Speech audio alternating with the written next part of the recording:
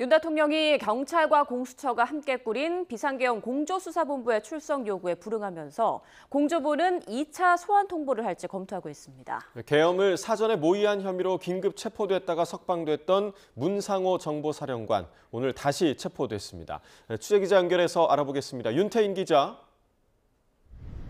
네, 경찰청 국가수사본부입니다. 네, 윤 대통령 오늘 공조본의 출석 요구에 불응한 거죠? 네, 그렇습니다. 윤 대통령은 오늘 오전 10시까지 공수처로 출석하라는 공조본의 요구에 끝내 응하지 않았습니다. 앞서 공조본은 윤 대통령에게 출석 요구서를 전달하려 했지만 대통령실과 관저에 직접 전달하려던 시도는 물론 우편 전달도 미배달과 수치 거부로 끝내 불발됐습니다. 윤 대통령 측은 어제 공조본 출석 요구에 응할지 묻는 취재진에게 오늘은 아니라고 선을 그었었는데요. 이후 공조부는 윤 대통령이 우편을 수신하지 않았어도 출석 요구를 인지했다고 볼 수 있고 이에 대한 답도 내놓았던 만큼 1차 출석 요구에 불응한 것으로 본다고 밝혔습니다.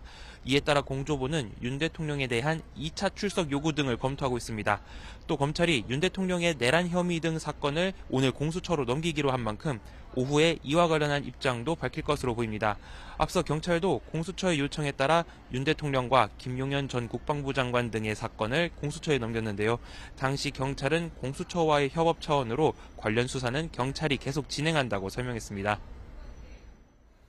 네, 비상계엄을 사전에 모의한 혐의로 체포됐다가 석방된 문상호 정보사령관, 오늘 다시 체포됐다고요?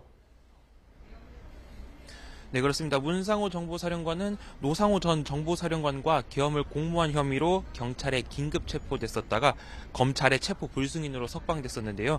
이후 경찰은 신속한 신병 처리와 수사를 위해 문 사령관 사건을 공수처로 이첩한 뒤 오늘 낮 12시 20분쯤 공수처와 합동으로 문 사령관을 다시 체포했습니다. 문 사령관은 계엄 선포 후 경기 과천시에 있는 중앙선거관리위원회에 병력 투입을 지시한 혐의 등을 받고 있습니다. 또 비상계엄 선포 이틀 전인 지난 1일 경기 안산에 있는 패스트푸드점에서 문 사령관과 노상원 전 정부사령관 등이 모여 계엄을 사전에 모의한 정황도 드러났는데요. 이와 관련해 경찰은 노 전 사령관에 대한 구속영장도 신청했습니다.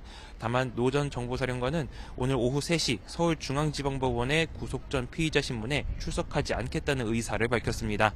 노 전 사령관은 박근혜 정권 당시 정보사령관을 맡았고 김용현 전 국방부 장관의 최측근으로 알려진 인물입니다.